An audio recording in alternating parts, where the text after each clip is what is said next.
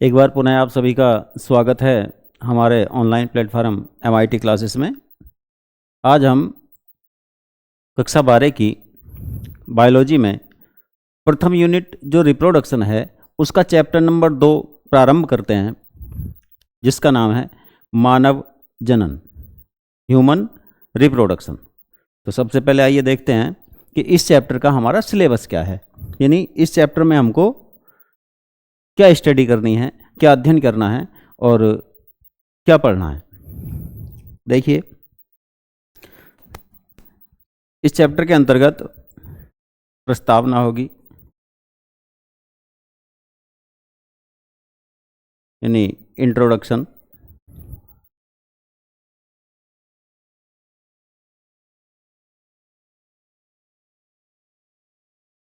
नर व मादा जनन तंत्र की संरचना का अध्ययन करेंगे।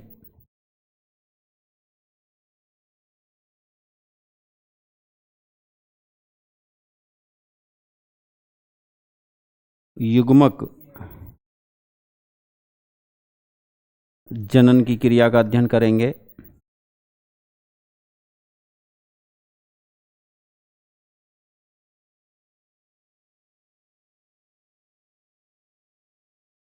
आतर्व चक्र यानी मीनस्ट्रल साइकिल का अध्ययन करेंगे।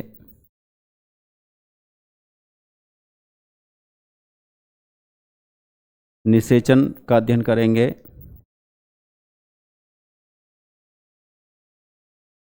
भ्रूणीय परिवर्धन, भ्रूणीय परिवर्धन का अध्ययन करेंगे। प्रसव की क्रिया होगी और फिर होगा लैक्टेशन,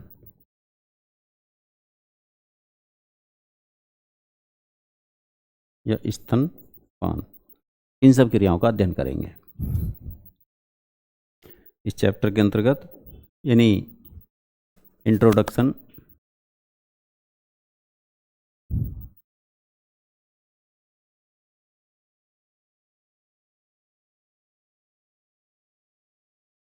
स्ट्रक्चर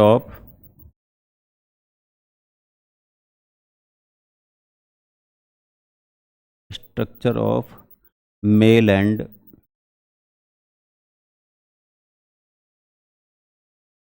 फीमेल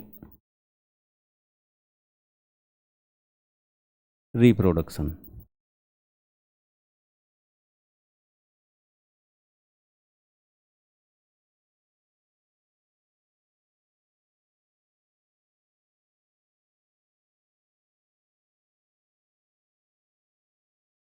ये हो गई नर और मादा जनन तंत्र की संरचना। युग्मक जनन को कहते हैं जैमिटोजेनेसिस।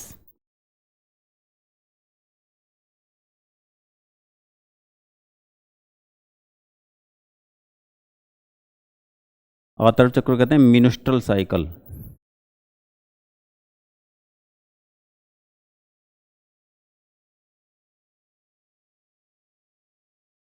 निषेचन को आप जानते हैं फर्टिलाइजेशन।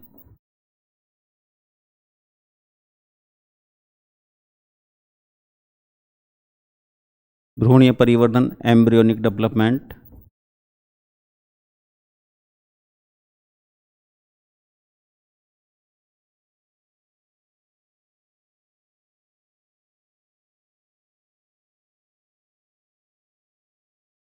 प्रसव यानी बर्थ,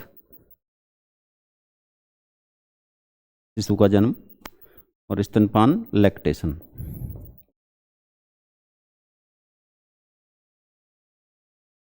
स्टडी क्या करनी है? देखिए, इंट्रोडक्शन में, प्रस्तावना में जनन की क्रिया में प्रयुक्त होने वाले शब्द और कौन कौन सी क्रियाएं हो सकती हैं उन सब के बारे में आपको बताया जाएगा। नर व मादा जनतंत्र की संरचना में जो प्रजनन की क्रिया में भाग लेने वाले ऑर्गन्स होते हैं, अंग होते हैं, उनकी संरचना का वर्णन किया जाएगा। युग्मक जनन में जैसे आपने अभी पौधों का जनन पढ़ा था तो उसमें दो क्रियाएं थीं, एक माइक्रोस्पोरोजेनेसिस, मेगास्पोरोजेनेसिस, यानी एक में नर युग्मक का निर्माण होता है, एक में मादा युग्मक का। तो यहाँ भी युग्मक जनन, जेनेटोजेनेसिस में दोनों क्रियाएं आती हैं। युग्मक जनन यानी युग्मकों का निर्माण। तो मेल युग्मक स्पर्म होते हैं, शुक्राणु होते हैं, उनके निर्माण की क्रिया शुक्र जनन यानी स्पर्मेटोजेनेसिस कहलाती है। तो वो उसका अध्ययन भी यहीं इसी में करेंगे। फीमेल में या मादा जनन तंत्र में मादा यूनिट का निर्माण होता है, मादा जनन इकाइयों का निर्माण होता है, जिसे अंडाणु कहते हैं, ओव्यूम कहते हैं। उसके निर्मित होने की क्रिया अंडाणु जनन या ओजेनेसिस कहलाती है। उसका अध्ययन भी इसके अंतर्गत करेंगे। आतर्व चक्र, मेनुस्ट्रल साइकिल का मतलब है अंडाणु जनन के समय फीमेल यूट्रस और ओवरी में, फीमेल के गर्भाशय और अंडाशय में कुछ चक्रीय परिवर्तन होते हैं। उन परिवर्तनों के सम्मिलित रूप को मेंस्ट्रुअल साइकिल कहते हैं। तो इसके बारे में यहाँ आपको बताया जाएगा।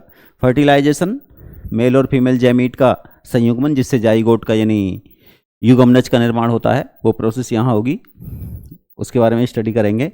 भ्रूणीय परिवर्धन में जैसे पौधों का भ्रूणीय परिवर्धन किया, अध्ययन किया है हमने, तो यानी फर्टिलाइजेशन के बाद शिशु जन्म तक जो शिशु के निर्माण की प्रोसेस है, बॉडी के निर्माण की प्रोसेस है, वो सब इसमें आती है भ्रूणीय परिवर्धन में। प्रसव, शिशु जन्म के समय क्या परिवर्तन होते हैं, क्या प्रक्रियाएं होती हैं, वो प्रसव के अंतर्गत आते हैं। और स्तनपान, शिशु जन्म के बाद उसके पोषण का प्रबंध प्रकृति ने किस प्रकार किया है, ये सब लैक्टेशन में आता है। तो आइए शुरू करते हैं। सबसे पहला क्या है, इंट्रोडक्शन, प्रस्तावना। देखिए, मनुष्य जनन के आधार पर यदि देखा जाए तो एक लिंगी जंतु है।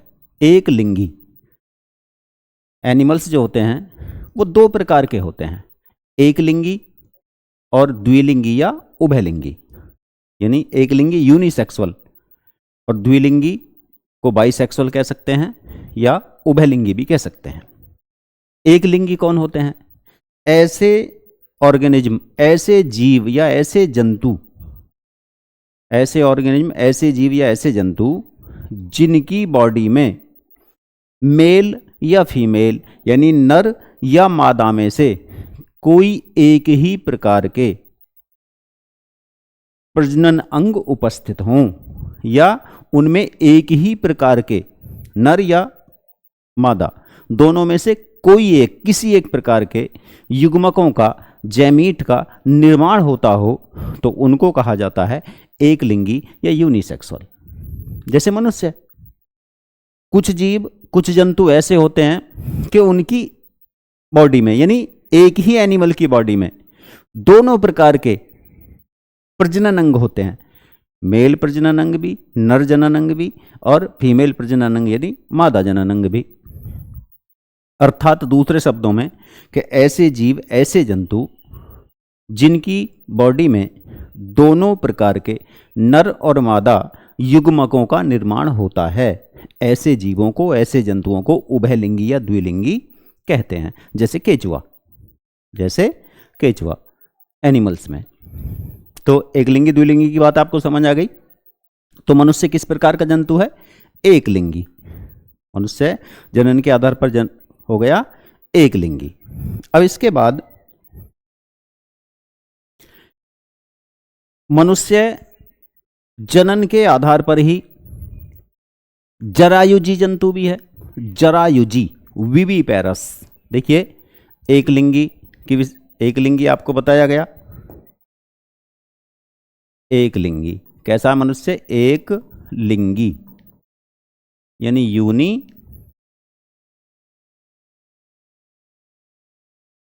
तो मनुष्य की विशेषता क्या हुई? वो एक लिंगी है, यूनिसेक्सुअल है, अर्थात उसकी बॉडी में एक ही प्रकार के जैमीट, एक ही प्रकार के युग्मक निर्मित होते हैं। दूसरी विशेषता हमने आपको बताया जरायुजी, जरायुजी,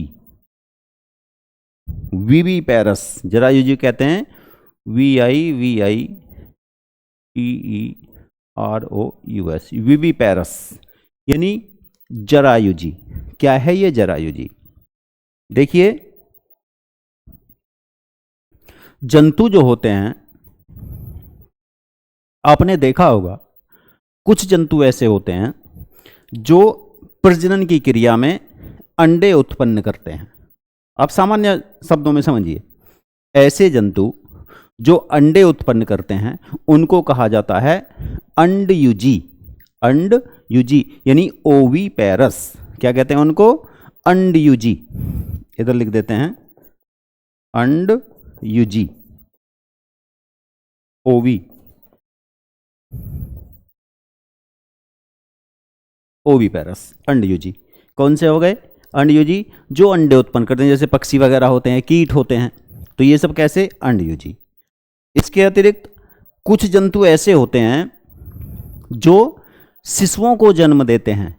किसको जन्म देते हैं? शिशुओं को जन्म देते हैं, अंडे उत्पन्न नहीं करते। ऐसे जंतु कहलाते हैं जरायुजी, विविपैरस। तो मनुष्य शिशुओं को जन्म देता है, तो मनुष्य क्या हुआ? जरायुजी। इसके अतिरिक्त जंतुओं की एक कैटेगरी और भी है। कौन सी? उसे कहते हैं अंडजरायुजी। उसको कहा जाता है अंडजरायुजी।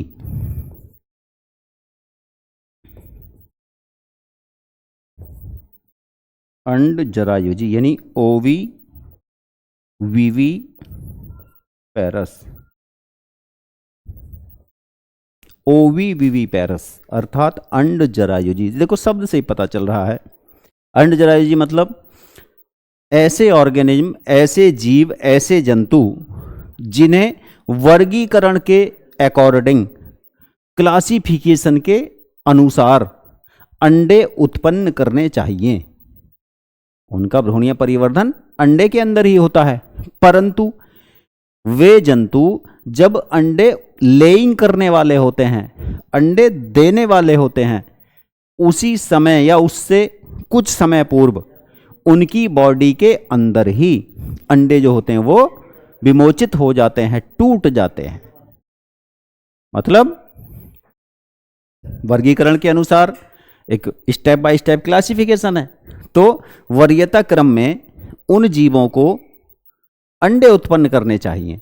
उनके जर्नल सभी कैरेक्टर ऐसे जंतुओं से मिलते हैं जो अंडे उत्पन्न करते हैं, तो वर्गीकरण के हिसाब से उन्हें क्या करना चाहिए? अंडे उत्पन्न करने चाहिए। लेकिन जैसे ही वो अंडे देने वाले होते हैं तो बॉडी से अंडा बाहर नहीं आ पाता, उससे पहले ही अंडे जो होते हैं वो टूट जाते हैं और नवजात शिशु उनकी बॉडी से बाहर आते हैं। तो उनको कहा जाता है अंडजरायुजी, ओविविविपैरस, अंडजरायुजी, ओविविविपैरस। और ऐसा कौन होता है? वाइपर प्रजाति के सांप। स्नेक की, सांपों की एक प्रजाति होती है वाइपर, और बहुत ज़्यादा जहरीले होते हैं वाइपर। उसकी बॉडी पर डायमंड के रिंग जैसी स्ट्रक्चर होती है पूरी बॉडी पर, आगे से पीछे तक, पीठ पर। मुंह थोड़ा चौड़ा होता है मेंढक की तरह, और बहुत ज़्यादा पॉइजनस होता है, बहुत ज़्यादा जहरीला होता है। हमारे उत्तर भारत में पाया जाता है, यहाँ भी, लेकिन मोस्टली उसकी ज़्यादातर जातियाँ शुष्क स्थानों पर पाई जाती हैं, डिजायर्ड एरिया में, रेगिस्तान में बहुत ज़्यादा पॉइजनस होता है। तो नियम के अनुसार, क्लासिफिकेशन के अनुसार उसको अंडे उत्पन्न करने चाहिए, लेकिन अकेला वो स्नेक प्रजाति ऐसी है कि वो शिशु उत्पन्न करती है, क्योंकि उसके अंडे लेइंग के समय ही विमोचित हो जाते हैं, टूट जाते हैं। तो उसे किस में रखा जाएगा? अंडजरायुजी। चलिए वापस मनुष्य पर आते हैं। तो मनुष्य कैसा हो गया? जरायुजी। क्यों? क्योंकि मनुष्य के भ्रूणीय परिवर्धन के बाद शिशु का जन्म होता है, यानी मनुष्य शिशुओं को जन्म देता है, इसलिए वो हो गया जरायुजी।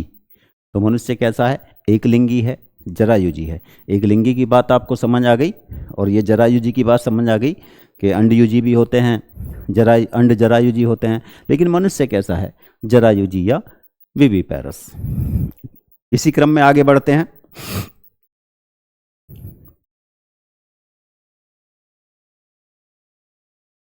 मनुष्य का जो जीवन है, जो उसका लाइफ स्पान है, जीवन काल है, यदि जनन के आधार पर उसको देखा जाए, अलग अलग आधार पर उसकी अवस्थाएं अलग अलग हैं। जैसे मान लीजिए आध्यात्मिक रूप से देखा जाए तो 4 अवस्थाएं बताई जाती हैं। आध्यात्मिक रूप से ब्रह्मचार्य अवस्था, ग्रस्त अवस्था, और फिर ब्रह्मचार्य, ग्रस्त, वानप्रस्थ, और फिर वो वृद्धावस्था आ जाती है। तो अब हम तो स्टडी कर रहे हैं जनन की, रिप्रोडक्शन की। तो जनन के आधार पर मनुष्य का जो जीवन काल है, लाइफ स्पान है, उसको 3 अवस्थाओं में विभाजित किया गया है। उसको 3 अवस्थाओं में विभाजित किया गया है। कैसे? मान लीजिए ये ह्यूमन का लाइफ स्पान हुआ, ये हो गया इसका लाइफ स्पान। तो वही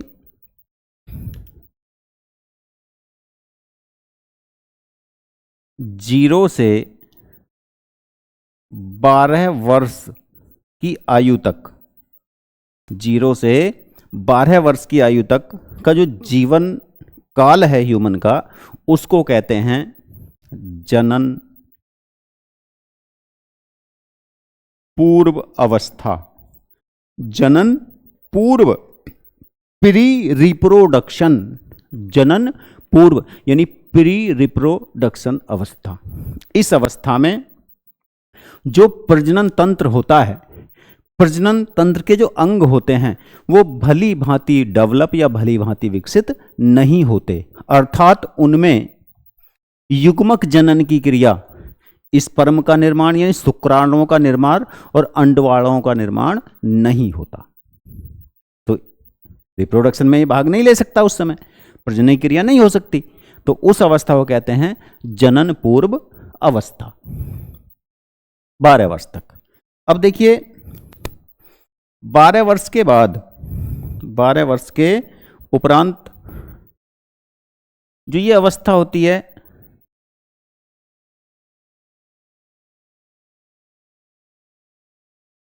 साठ वर्ष तक, 12 से 60 वर्ष तक की अवस्था, 55-60, लगभग 60 मान लीजिए आप, 60 वर्ष तक की अवस्था, इस अवस्था को कहते हैं जनन अवस्था।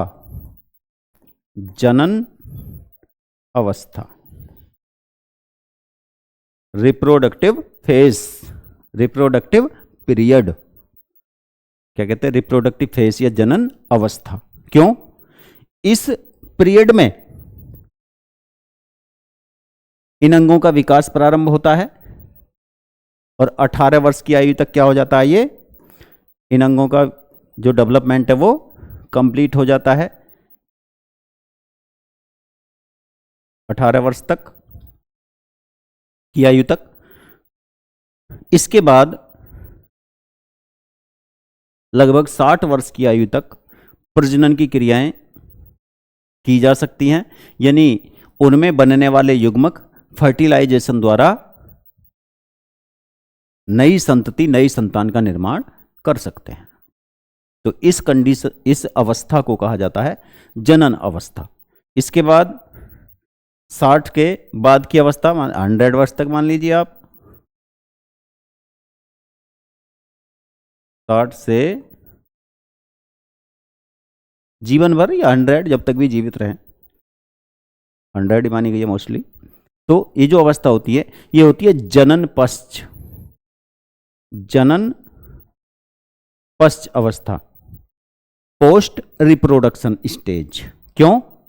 क्योंकि लगभग 55-60 वर्ष की आयु के बाद जो फीमेल मनुष्य में अंडाणुओं के निर्माण की प्रक्रिया स्टॉप हो जाती है, रुक जाती है, तो फिर प्रजनन की क्रिया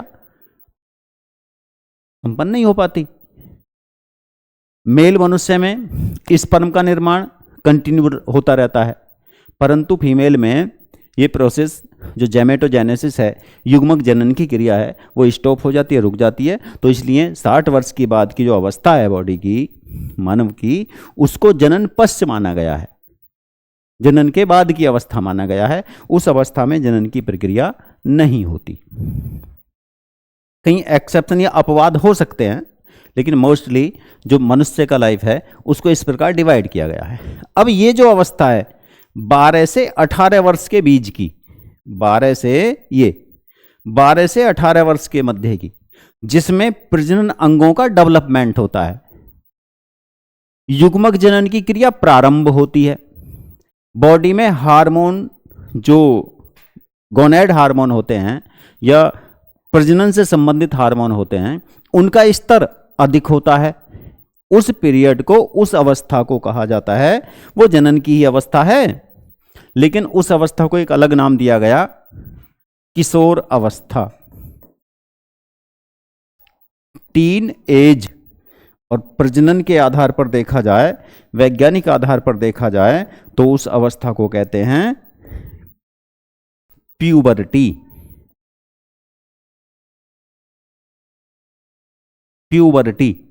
प्यूबर्टी मतलब युवा आरंभ या यौवन आरंभ की अवस्था, अर्थात प्रजनन की क्रियाएं या प्रजनन से संबंधित प्रक्रियाएं बॉडी में प्रारंभ हो चुकी हैं। तो ये हो गया हमारा जनन के आधार पर, जनन के टाइम पीरियड के आधार पर मनुष्य के जीवन काल का विभाजन, बंटवारा कि लाइफ की कौन सी अवस्था, किस अवस्था में किस प्रकार की क्रियाएं बॉडी में होती हैं। तो एक बार पुनः 0 से 12 वर्ष जनन पूर्व अवस्था। इस समय प्रजनन अंग बॉडी में प्रेजेंट तो होते हैं, लेकिन आप ये मानिए वो एक्टिव सक्रिय नहीं होते। उनमें युग्मक जनन की क्रिया नहीं होती। उनमें स्पर्म का निर्माण, शुक्राणुओं का निर्माण या अंडाणुओं का निर्माण उस समय नहीं होता। किशोर अवस्था में, प्यूबर्टी स्टेज में, यानी 12 से 18 वर्ष तक इन अंगों का विकास होता है, युग्मक जनन प्रारंभ हो जाता है, स्पर्म का निर्माण होने लगता है, हार्मोन का स्तर बॉडी में बढ़ जाता है, कुछ फिजिकल परिवर्तन भी होते हैं। जैसे जो बॉयज होते हैं, लड़के होते हैं, उनमें चेहरे पर दाढ़ी मूंछ वगैरह इस प्रकार के जो उनका स्वर होता है वो भारी हो जाता है, स्वभाव थोड़ा आक्रामक हो जाता है, कंधे चौड़े हो जाते हैं और बॉडी का जो ग्रोथ होता है, विकास होता है। ऐसे ही बालिकाओं में कुछ परिवर्तन होते हैं, आवाज़ थोड़ी बारीक हो जाती है और बॉडी के कुछ लिमिट स्थानों पर फैट जमा होने लगती है, स्तन ग्रंथियां विकसित होने लगती हैं, हाइट बढ़ने लगती है। इस प्रकार के परिवर्तन प्यूबर्टी के समय या युवा आरंभ के समय बॉडी में चेंज देखने को मिलते हैं। ये सब हार्मोनल प्रभाव होता है। तो ये होती है क्या, 12 से 18 वर्ष तक की अवस्था। इसके उपरांत 18 से 60 वर्ष तक जनन अवस्था होती है, जिसमें प्रजनन अंग विकसित होकर अपनी सभी क्रियाओं को करने लगते हैं और प्रॉपर रूप से गैमेटोजेनेसिस होती है, मेनेस्ट्रल साइकिल होने लगता है, होता है, फर्टिलाइजेशन, भ्रूणीय परिवर्तन, प्रसव, ये सब क्रियाएं सुचारू रूप से चलती हैं। 60 वर्ष की आयु के बाद जो मेल होते हैं उनमें स्पर्मेटोजेनेसिस या शुक्रजनन की क्रिया चलती रहती है, परंतु फीमेल में युग्मक जनन की क्रिया या अंडाणु जनन की क्रिया स्टॉप हो जाती है, रुक जाती है, जिसको मीनोपॉज कहा जाता है। ये इस पर आगे चर्चा करेंगे जब चैप्टर में ये आएगा। तो देखिए, ये हो गई बंटवारा किसके आधार पर, जनन की अवधि के आधार पर या जनन की क्रियाओं में होने वाले परिवर्तनों के आधार पर हमने पूरे लाइफ को, जीवन काल को इस प्रकार विभाजित कर दिया। तो ये आपकी समझ में आ गया। अब इसके इसी क्रम में आगे बढ़ते हैं। जो भ्रूणीय परिवर्तन होता है, जो भ्रूणीय परिवर्तन होता है वो भी जंतुओं में 2 प्रकार से होता है। भ्रूणीय परिवर्धन या एम्ब्रियोनिक डेवलपमेंट की जो क्रिया होती है एनिमल्स में, जंतुओं में वह भी 2 प्रकार से होता है। कैसे, आप आसान शब्दों में समझिए एक बार, ठीक है, बिल्कुल आसान सामान्य भाषा में। आपने देखा होगा कुछ जंतु जैसे मधुमक्खी देखी होंगी, तितली होती हैं, मोस्टली मधुमक्खियों के अंडे आपने देखे होंगे। मधुमक्खी के जो छत्ता होता है उसमें कुछ तो अंडे होते हैं, नॉन मोटिल, चल नहीं सकते वो, बस अंडे हैं। उसके साथ साथ उसी छत्ते में कुछ आपको गिंडार जैसी दिखाई देंगी जो धीरे धीरे मूव कर सकती हैं, लेकिन वो मधुमक्खी नहीं है। यानी एक अंडा हो गया, एक ये क्या हो गया, एग, अंडा। अब इसके साथ साथ उसी छत्ते में कुछ ऐसे एनिमल्स हैं जो थोड़े से लंबे हैं और वो यहाँ पर माउथ पार्ट है उनके, और वो मूव कर सकते हैं, चल सकते हैं। तो ये भी तो उसी की अवस्था है बेटा। ये तो हो गया अंडा, इसको कहते हैं लार्वा। ये अवस्था हो गई लार्वा। इसके साथ साथ कुछ हल्के ब्लैक या ब्राउन कलर के, डार्क ब्राउन कलर के गोल पार्ट दिखाई देंगे, वो भी नॉन मोटिल हैं, चल नहीं रहे, लेकिन उनके जो ये खोल है ये हार्ड है, कठोर है, इसे कहते हैं प्यूपा। अब होता क्या है, मधुमक्खी जो क्वीन थी, जो रानी मक्खी थी, उसने डेवलप किया, उसने क्या दिया, अंडा दिया। उसकी बॉडी से अंडा जनरेट हुआ। अंडे के अंदर कौन था, भ्रूण, एम्ब्रियो। उसके अंदर था भ्रूण या एम्ब्रियो। एम्ब्रियो इससे बाहर निकला एक निश्चित अवधि के बाद। अब ये तेजी के साथ भोजन खाएगा और ग्रोथ करेगा, लेकिन ये मधुमक्खी जैसा नहीं है, उससे डिफरेंस है, तो इसको नाम दिया गया लार्वा। फिर कुछ समय बाद ये अपने चारों ओर फिर एक लेयर बना लेगा, फिर एक परत बना लेगा। जो लार्वा था उसने अपने चारों ओर एक खोल में बंद हो गया, फिर ये निष्क्रिय हो गया, लेकिन इसके अंदर ये सक्रिय रहा, एक्टिव रहा, इसमें प्रोसेस क्रियाएं चलती रहीं, और धीरे धीरे जब ये कन्वर्ट हो गया मक्खी में, अभी से प्यूपा कहेंगे, लेकिन जैसे ये इसके अंदर प्रोसेस हुई, डेवलपमेंट हुआ और ये कन्वर्ट हो गया मधुमक्खी में, तो इस खोल को तोड़ेगा और इससे बाहर जो निकलेगी वो होगी एक क्या भाई, वो होगी मधुमक्खी। तो ये तो वयस्क अवस्था है, ये उसका अंडा है। अब ये बीच की जो अवस्थाएं हैं ये दोनों अलग हो गई। अब एक अंडा उत्पन्न करने वाला दूसरा एनिमल लीजिए, जैसे चिक, मुर्गे होते हैं, मुर्गी होती है, भाई मुर्गी का अंडा या किसी पक्षी का अंडा ये है। टोटल डेवलपमेंट इसके अंदर होगा, ये दोनों अवस्था नहीं आने वाली अंडे से बाहर। इसमें विकास का कार्यक्रम प्रारंभ है, यानी शिशु निर्माण की क्रिया प्रारंभ है एग के अंदर, अंडे के अंदर। जैसे ही इसके अंदर शिशु डेवलप होता है, बच्चा उत्पन्न होता है, इस अंडे को तोड़कर वो बाहर आ जाएगा पक्षी के रूप में। यानी जैसा उसका वयस्क है, साइज भले ही छोटा है, उसी प्रकार का अंडे से बाहर आया। और यहां पर अंडे से बाहर कौन आया, वयस्क से कुछ डिफरेंस, वयस्क से कुछ अलग प्रकार का। तो भाई एक परिवर्तन तो हो गया बच्चों ये, जिसमें अंडे से बाहर जैसा एडल्ट, जैसे मदर फादर, साइज भले ही छोटा है, लेकिन मॉर्फोलॉजिकल, बाह्य आकारिक संरचना या एनाटॉमिकल, किस प्रकार का जीव आउट आया, किस प्रकार का जीव इस संसार में आया, जैसे मदर फादर थे। और यहां एक डेवलपमेंट ऐसा है जिसमें जिस प्रकार के एडल्ट मदर फादर हैं उनसे डिफरेंस, उनसे कुछ अलग प्रकार का संसार में आ गया। बाद में उसने कायांतरण किया, प्रोसेस हुई, और बाद में वो परिवर्तित हो गया एडल्ट में या अपने मदर फादर के समान। तो ये जो परिवर्तन है, जिसमें जो नवजात शिशु है वो साइज में भले ही छोटा है लेकिन अपने मदर फादर जैसा है, उस भ्रूणीय परिवर्धन को कहते हैं डायरेक्ट या प्रत्यक्ष भ्रूणीय परिवर्धन। और जिसमें जो नवजात शिशु थे वो एडल्ट के समान नहीं थे, मदर फादर के जैसे नहीं थे, उसको कहते हैं अप्रत्यक्ष भ्रूणीय परिवर्धन या इनडायरेक्ट एम्ब्रियोनिक डेवलपमेंट। तो यहां से कम शब्दों में इनकी क्या परिभाषा बनेगी, कौन कौन से हो गए? एक प्रत्यक्ष प्रत्यक्ष यानी डायरेक्ट, और दूसरे होते हैं अप्रत्यक्ष, इनडायरेक्ट।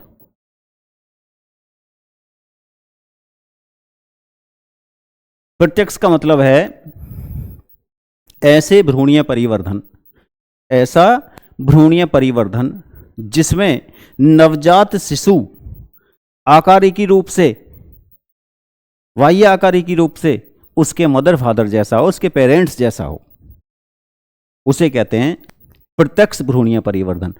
तो भाई मनुष्य में कैसा है? प्रत्यक्ष। मनुष्य के जो नवजात शिशु होते हैं वो मनुष्य जैसे होते हैं। तो मनुष्य में कैसा भ्रूणीय परिवर्धन होता है? प्रत्यक्ष, डायरेक्ट। यह अप्रत्यक्ष क्या है? ऐसा भ्रूणीय परिवर्धन जिसमें जीव के नवजात शिशु, जीव के नवजात शिशु मॉर्फोलॉजी रूप से, आकारिकी रूप से, एनाटॉमी रूप से मदर फादर जैसे या पेरेंट्स जैसे नहीं हैं, उनसे कैरेक्टर में, गुणों में कुछ भिन्न हैं, उसे अप्रत्यक्ष परिवर्धन कहते हैं। किन में होता है? कीटों में, मेंढक में। देखा होगा, बरसात के मौसम है, आपने देखा होगा मेंढक के छोटे छोटे बच्चे होते हैं उनको टैडपोल कहा जाता है। वो मछली जैसे होते हैं, जल से बाहर जीवित नहीं रह सकते क्योंकि वो रेस्पिरेशन, श्वसन केवल क्लोम से कर सकते हैं, और मेंढक बाहर भी जीवित रह सकता है। दोनों में अंतर हो गया। टैडपोल या मेंढक के बच्चे जो होते हैं, भेक शिशु कहते हैं उनको, टैडपोल कहते हैं, उनमें टेल यानी पूंछ होती है और मेंढक में टेल नहीं होती। मेंढक के जो शिशु हैं वो शाकाहारी होते हैं, मेंढक मांसाहारी होता है। तो इसका मतलब अलग है। अलग है तो क्या है? लार्वा अवस्था है। और यदि लार्वा अवस्था है तो परिवर्धन कैसा हुआ? अप्रत्यक्ष, इनडायरेक्ट। तो आपको समझ आया प्रत्यक्ष कौन सा है? जब नवजात शिशु मदर फादर जैसे हों तो प्रत्यक्ष, और अगर उससे भिन्न है तो अप्रत्यक्ष। मनुष्य में प्रत्यक्ष, पक्षियों में प्रत्यक्ष, सरीसृपों में भी प्रत्यक्ष, डायरेक्ट। लेकिन कुछ मछलियों में, उभयचर यानी मेंढक जैसे में या कीटों में कैसा परिवर्धन? अप्रत्यक्ष। ये जानकारी आपको होनी चाहिए।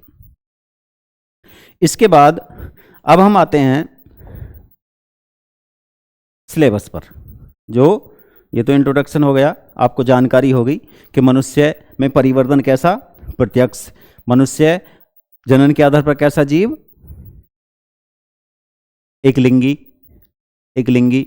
उसके लाइफ जो जीवन काल है उसमें कितनी अवस्थाएं? 3। जनन पूर्व, जनन अवस्था, जनन पश्च अवस्था। जनन अवस्था में ही जो फर्स्ट स्टेज है, पहला चरण है, वो होता है किशोर अवस्था का, जिसमें प्रजनन अंग डेवलप होते हैं, विकसित होते हैं, जो 12 से 18 वर्ष की आयु तक रहता है। अब आगे बढ़ते हैं। मानव का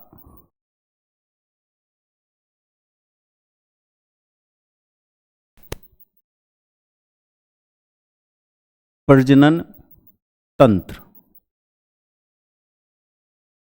मानव का प्रजनन तंत्र या रिप्रोडक्टिव सिस्टम ऑफ ह्यूमन क्या है? इसमें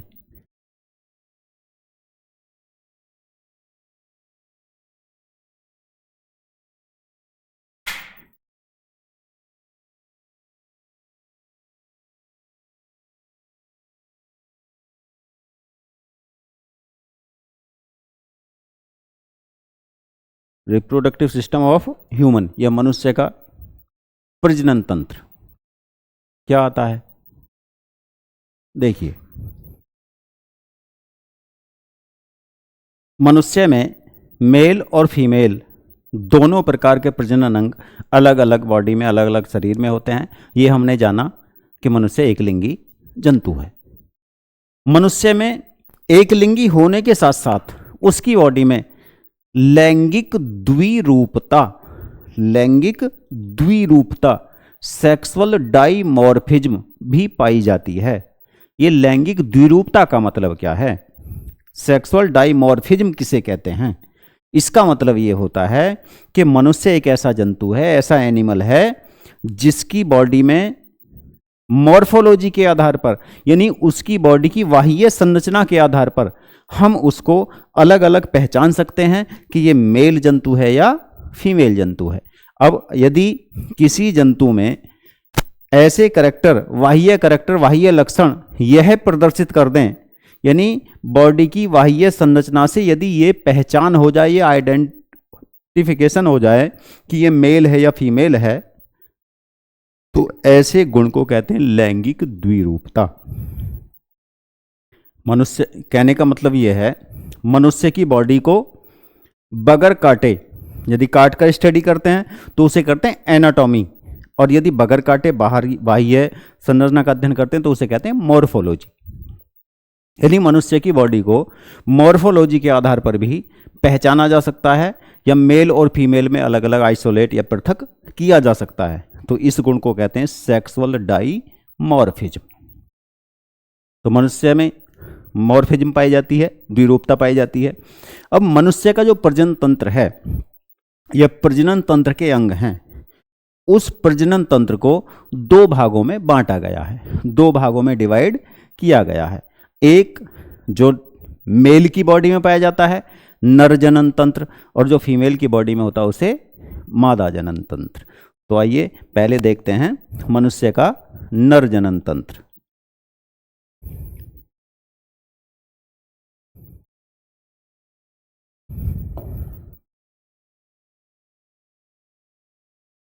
नर जनन तंत्र, मेल रिप्रोडक्टिव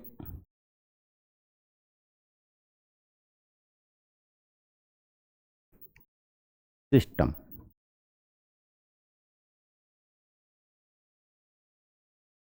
मनुष्य का जो प्रजनन तंत्र है वो उदर गुहा के निचले भाग, जो एब्डोमिनल कैविटी होती है, देखिए हमारी बॉडी में जो गुहाएं होती हैं, गुहा का मतलब होता है थैले जैसी संरचना, वो कितनी होती हैं? 5। कौन कौन सी? सबसे ऊपर ये जिसमें ब्रेन होता है, मस्तिष्क होता है, उसको कहते हैं कपाल गुहा या क्रेनियम। क्या कहते हैं? कपाल गुहा या क्रेनियम। उसके नीचे जहां ये नोज, नाक खुलती है अंदर, टेढ़े मेढ़े रास्ते होते हैं ताकि वायु बॉडी की टेम्परेचर के अनुकूल हो सके, तो इसको कहते हैं नेजल कैविटी, नासा गुहा। सबसे ऊपर क्या है? क्रेनियम, कपाल गुहा जिसमें ब्रेन है। उसके बाद नासा गुहा, फिर आती है ये जिसमें जीभ, दांत, लार ग्रंथियां होती हैं, उसे कहते हैं मुख गुहा, बक्कल कैविटी। तो 3 कैविटी कहां हो गई? यहां से ऊपर ऊपर 3 कैविटी, 3 गुहा हो गई। फिर नंबर 4 पर आती है वक्स गुहा, जिसमें लंग्स यानी फेफड़े होते हैं, हर्ट होता है, पसलियों द्वारा बंद होती है, उसको कहते हैं वक्स गुहा या थ्रॉक कैविटी। फिर उसके बाद ये जिसमें स्टोमक है, छोटी आंत है, बड़ी आंत है, small intestine, large intestine, kidney है, रिप्रोडक्टिव ऑर्गन्स हैं, उस सब को कहते हैं एब्डोमिनल कैविटी या उदर गुहा। तो बॉडी में कितनी कैविटी? 5। कपाल गुहा, नासा गुहा, मुख गुहा, वक्स गुहा और उदर गुहा, एब्डोमिनल कैविटी। तो अब ये प्रजनन अंग जो होते हैं, ये एब्डोमिनल कैविटी के भी यानी उदर गुहा के भी निचले पार्ट में होते हैं, और उदर गुहा के निचले पार्ट को कहते हैं श्रोणी प्रदेश। श्रोणी प्रदेश यानी पेल्विक रीजन, पेल्विक रीजन, श्रोणी प्रदेश। यदि विकल्प आ जाए कि मनुष्य के प्रजनन तंत्र या प्रजनन अंग कहाँ स्थित होते हैं, तो क्या बताना है आपको? श्रोणी प्रदेश, उदर गुहा का श्रोणी प्रदेश या pelvic region of abdominal cavity, ये बताना है। तो देखते हैं नर जनन तंत्र। मेल पुरुष में, नर पुरुष में कौन कौन से प्रजनन अंग होते हैं प्रजनन तंत्र में? इस मेल प्रजनन तंत्र को बांटा गया है 2 भागों में। कौन कौन से? प्रजनन तंत्र में कुछ तो होते हैं मुख्य अंग, मेन ऑर्गन्स, मुख्य प्रजनन अंग, और दूसरे होते हैं सहायक प्रजनन अंग, एसेसरी रिप्रोडक्टिव ऑर्गन्स। तो दो भागों में बांटिए, क्या? मुख्य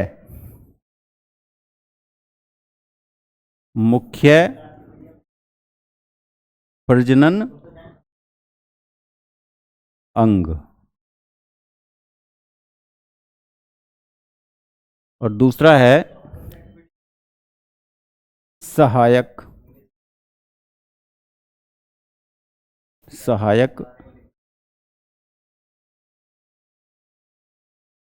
प्रजनन अंग। सहायक प्रजनन अंग यानी भैया ये तो हो गया आपका मेन ऑर्गन्स, ठीक है, और ये हो गए एसेसरी।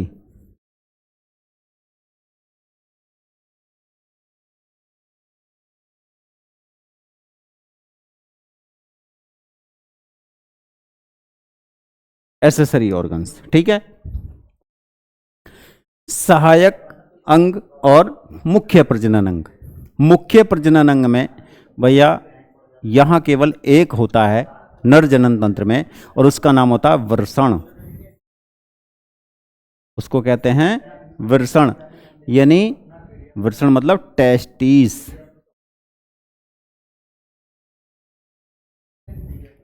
उसे कहते हैं वृषण या टेस्टिस। और आप इधर देखिए, सहायक अंगों में कौन कौन होते हैं?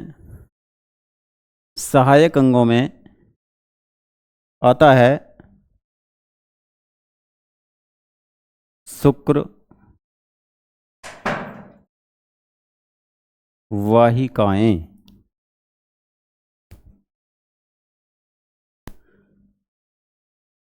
अधिवृषण,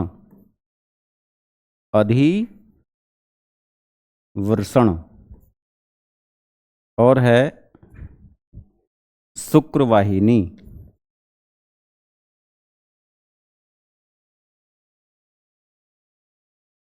शुक्रवाहिनी और हो गया स्खलन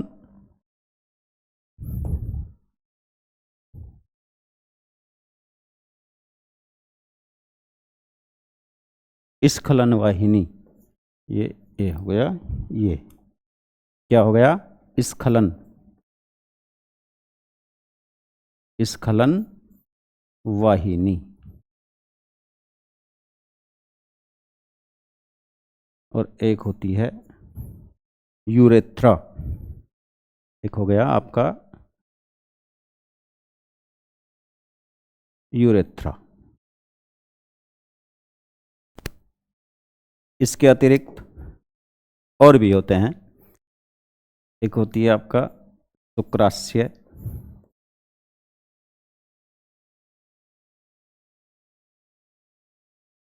एक हो गई आपकी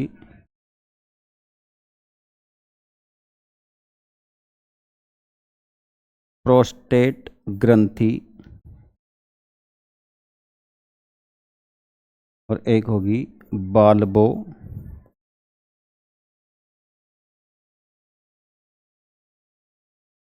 यूरेथ्रल ग्रंथि।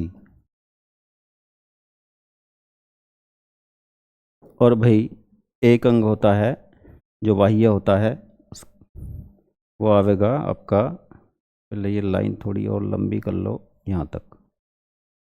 एक होता है, इससे लिख दो, सिसन।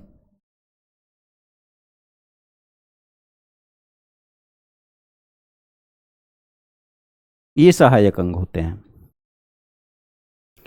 शुक्र क्या है? देखो, शुक्र वाहिका को कहते हैं वास इफरेंस, EFF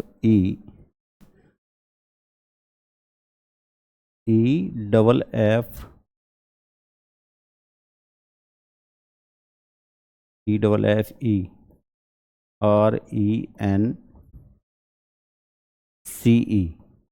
वास फ्रेंस कह दो।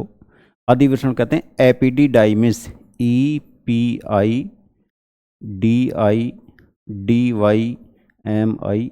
एपिडिडाइमिस हो गई। शुक्रवाहिनी कहते हैं वास डिफरेंस,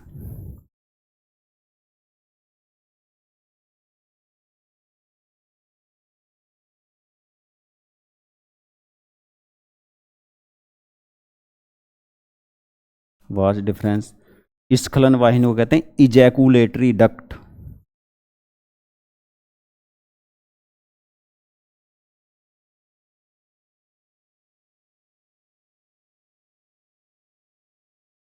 और यूरेथ्रा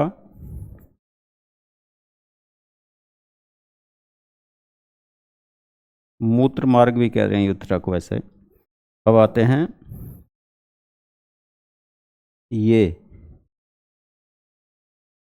ये कहलाएगा क्या है, ये शुक्राशय, ये कहलाता सेमाइनल वेसाइकल।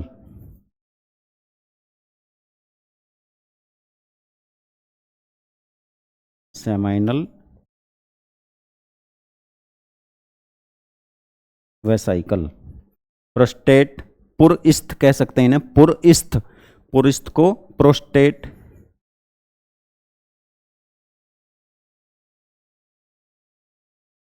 प्रोस्टेट ग्लैंड हो गई, ग्रंथि की ग्लैंड, नहीं कोई बात नहीं। इसके बाद बाल्बोयूरेथ्रल,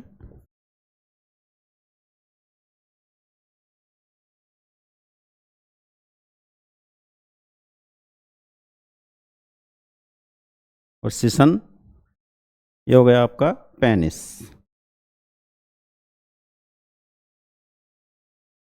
पेनिस। अब देखिए ये तो मुख्य अंग हो गया, ये जो है ये यहां से और ये भाई यहां तक, यानी शुक्रवाही का अधिवृषण, शुक्रवाहिनी, स्खलन वाहिनी और यूरेथ्रा, ये सभी ट्यूब जैसी स्ट्रक्चर हैं, नली जैसी संरचनाएं हैं। तो इन नली जैसी संरचनाओं को कहा जाता है डक्ट। तो ये सब क्या हो गई, डक्ट, डक्ट, ठीक है। ये जो पिंक कलर से जो हमने लिखी हैं, इनमें शुक्राशय, प्रोस्टेट ग्रंथि, बाल्बो यूरेथ्रल, ये सब होती है ग्लैंड्स यानी ग्रंथियां, अर्थात इनसे लिक्विड रिलीज होता है, केमिकल्स रिलीज होते हैं, तो इनको कहा जाता है ग्रंथियां यानी ग्लैंड्स।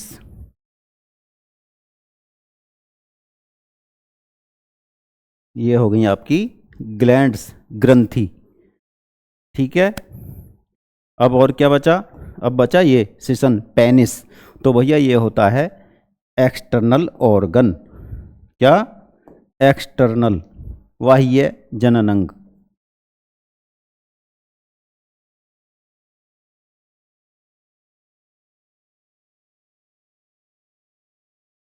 मतलब ये बाह्य अंग, ये क्या है, ग्रंथि, ये नलिकाएं, मतलब नलियां, ये मुख्य अंग है ही। इनकी संख्या देख लेते हैं एक बार, कितनी कितनी होती है। टेस्टीज होते हैं एक जोड़ी, कितनी संख्या इनकी, एक जोड़ी, वन पेयर होते हैं ये।